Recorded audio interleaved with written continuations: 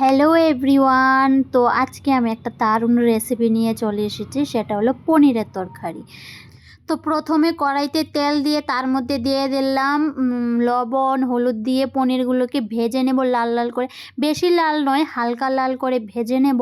তারপর এরগুলোকে উঠে কড়াইতে আরও পরিমাণ তেল দিয়ে তার মধ্যে তেজপাতা আর তারপরে পাঁচফোড়ন, তারপরে দিলাম লঙ্কার বাটা, তারপর আদা বাটা দিয়ে ভালোভাবে কষাবো যতক্ষণ না মশলা থেকে তেল না ছাড়ে। তারপর জিরে ধনে গুঁড়ো, লঙ্কার গুঁড়ো, তারপর লবণ হলুদ দিয়ে এটাকে ভালোভাবে কষাবো যতক্ষণ তেল না ছাড়ে। তারপর আগে থেকে ভেজে রাখা আলু ও পনিরগুলো দিয়ে ভালোভাবে ভেজে তার মধ্যে দিয়ে দেব জল, পরিমাণ মতো জল দিয়ে ঢেকে দেব। তারপরে নামানোর সময় একটু